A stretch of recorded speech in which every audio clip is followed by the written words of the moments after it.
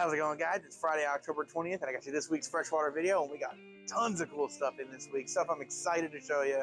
Some stuff I've never even seen in person before. Lots of cool stuff. Can't wait to check it out. And it's a barb bonanza this week. Let's get right into it. All right, starting us off this week in our little barb bonanza that I mentioned, we have the beautiful Sonai barb. As many of you may also know it as the rose-lined shark. Just an absolutely beautiful barb species. Gorgeous fish, awesome schoolers. They get just pretty red as they mature. Really awesome. Absolutely love them. Moving right along, moving it quick, taking no prisoners. We're going right into the Lineatus Barb. These are just an absolutely gorgeous barb species. An amazing schooler, striking patterns, very hardy fish overall. And honestly, if you ask me, one really cool thing about these guys is they kind of remind me of African tigerfish. Just the way the stripes are on these guys, they look like those big old vicious African tigerfish. Overall, an absolutely awesome fish. Beautiful schooling barb species. Absolutely love them. Obviously, I'm not going to call it a barb bonanza if we only had 2 species, so the hits just keep coming. We have a twofer here with both the larger guys being the Odesa Barbs that turn a beautiful ruby red as they mature, and beautiful little checker barbs. There's nice steel blue to them. Absolutely beautiful. Another group of peaceful, gorgeous, schooling barbs. Absolutely love them. I know everyone talks tetras all the time, but barbs really need their own featurette. Like, barbs are really up and coming, absolutely awesome fish. And I wish more people knew about them. But we're not done. Still more barbs to come. That is because next on our list, we have the absolutely gorgeous Traefin Barb. Yet again, another beautiful, schooling, peaceful barb species, but with just that extra little je ne sais quoi of that beautiful drape fin on the top. Absolutely beautiful. Love these guys. The males are especially flashy and showy, but the cool thing is the females are also still really pretty, because that's a female you're looking at right there. And then you got your males with your super long drape fins. Absolutely cool. Great in a school setting. Beautiful fish. And finally, to round out the barb bonanza, we have the beautiful African 8-banded barb.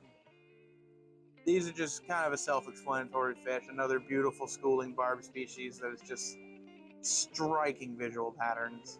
Absolutely love it. They get a nice, almost kind of burgundy red to them, especially as they mature, and they keep those beautiful stripes. All in all, amazing species. Absolutely love them. And I wish more people did too, because they are cool. Alrighty, moving on from the barbs, coming into something that a lot of people have been asking for recently, and we have delivered. We have not only these absolutely beautiful, chunky little pea puffers, but the reason they're so beautiful and chunky, these are tank-raised pea puffers. Not very often you find these guys tank-raised. A lot of them are wild-caught and come in looking a little rough. These are some really nice, well-established, fat and happy little pea puffers. Absolutely adorable. Full of personality, like every other puffer. Absolutely love them. But if you think that's a cool freshwater puffer, wait till you see this. This beautiful cryptic little fellow with jewels for eyes is the Pea Puffer, or some people call them the Mekong leopard puffer. This is another one of those purely freshwater puffer species that does not get too huge, generally topping out at like that 4 to 5 inch mark. And unlike many other members of the genus Pea, which used to be in the Tetranodon genus, these guys are actually really peaceful. I know a lot of the other Pea puffers are very aggressive. These guys are totally peaceful, very cool. Absolutely gorgeous puffer species. And what's even cooler is when they get a little more excited, which you can kind of see on this guy, they get these really cool orange spots inside of their black spotting on their body. Overall, just an absolutely awesome puffer. We got 2 of them in. These guys are incredibly rare, and they're one of the fish I mentioned earlier that I've never actually seen in person. So, absolutely amazing to see these 2. Really cool. Of course, we know the rules. If there's a gold nugget pleco, I'm gonna talk about it. But with a little bit of extra special spice this week, if I can stop being interrupted by this apistogramma, because this guy is not your normal Xingu River Gold Nugget pleco. This is the L177, which I believe is the Iri River. So it's not in the Xingu River, it's the Iri River, which is a different river.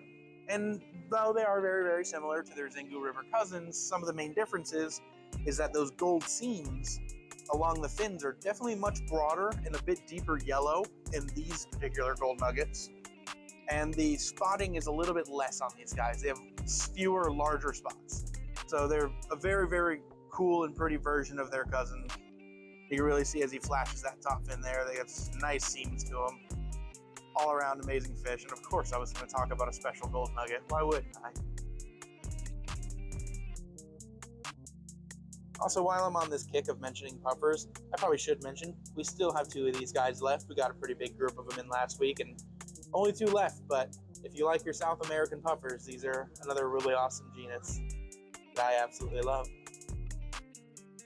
Something else similar to the pea puffers that a lot of you have been asking for, we got more of the absolutely amazing Mexican dwarf grayfish in. Bunch of these guys in now, super happy to see them. You know the drill, they're an absolutely adorable small invertebrate. They don't get very big, they're not very aggressive. I actually have a tank of these at home. I keep them with like tetras and danios and stuff. They haven't bothered anyone.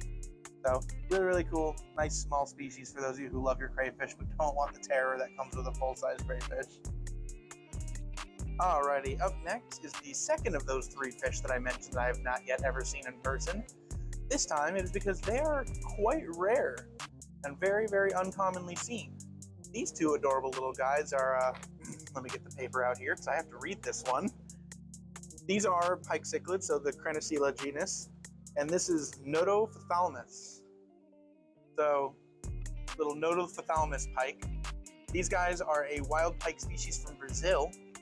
Very, very uncommon. I'm not even sure if they even have a common name yet. They are very, very rare, but they are beautiful. They have this really cool red throat. Their fins have this nice, yellow throat. Their fins have the nice ruby red to them. And they even have a really cool red eye spot in their dorsal fin.